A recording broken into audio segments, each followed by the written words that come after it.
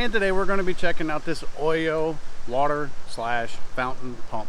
That's right, if you're putting in a fountain and you need a way to move that water, this is it right here. This is going to give you plenty of power for that water feature. Let's go ahead, open it up, see what we get, and then we're actually going to test it in the pool. So let's check it out. All right, so here it is. You're going to get a user manual as always. You have these attachments, and I'll show you what these are real quick. What these are these are basically your risers for your fountain. You connect this to the pump. You can divert water this way with this valve, or you can divert the water straight up with this valve. And it actually just controls like how much water you have going to the top and how big you want the feature. And then you also have different tips for the ends to give you different looks for your fountain. You have the connectors for the pump. There are two ways to install this pump. As you can see, these have different size barbs for different size hoses. You have the actual pump itself. It's a nice size pump. You can see it's has a max head of 4.92 feet, 370 gallons per hour, and it's 120 volts at 19 watts.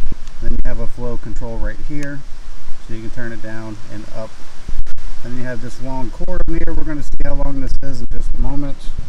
But what these are, you would connect this onto your pump for connecting hoses. And so after you make your connections to it, whether it's a hose or the risers, you just drop it in the pool, drop it in the fountain, and it will pull the water in through here with this little pre-built-in filter and blow it out this way.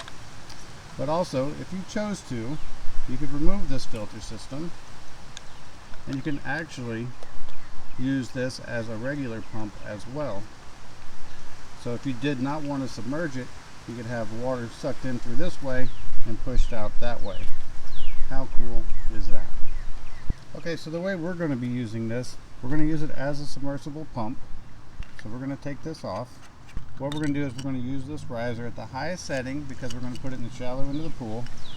And what you do is, I took this ring off of this collar off. I'm going to slide it over this extension tube, and now I'm just going to force this in there. And now I can tighten this up, and what that's going to do is that's going to allow you to slide this up to about 20 inches, and you can collapse it down to about 12 inches and pick what is the best height for you. I'm going with the highest setting, and I'm going to screw this down to lock it into place. And now I'm just going to screw it onto the pump itself, just like that. Now in the end right here, these are where your different tips go. You can unscrew this tip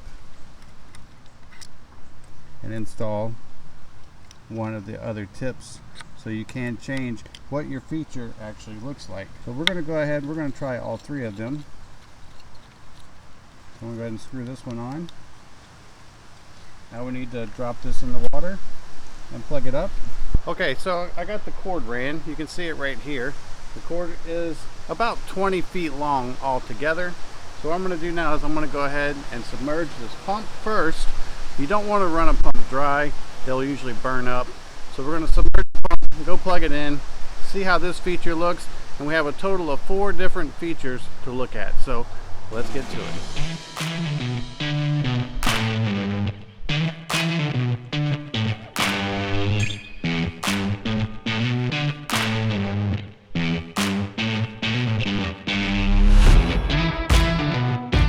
Alrighty. So I had to prime the pump, but there's feature number 1. It kind of makes like a bowl out of water.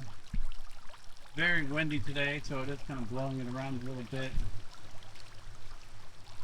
But you can see how cool that looks. Let's go ahead and try a different one.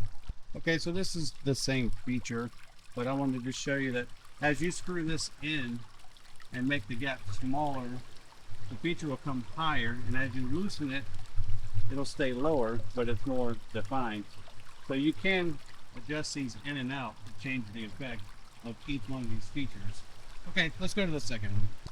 Okay, so here's feature number 2. You can see it kind of has a flower look. You have little independent fountains on the sides and then the one coming through the center. Very cool. Let's check out number 3. Okay, so here's number 3. And check that out. It makes like a water umbrella. That's really cool. And of course, like the others, we stand up like the others. You can loosen this and lessen the effect, or you can tighten it.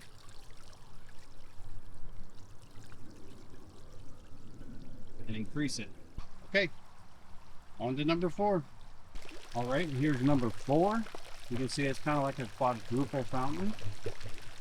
Very nice.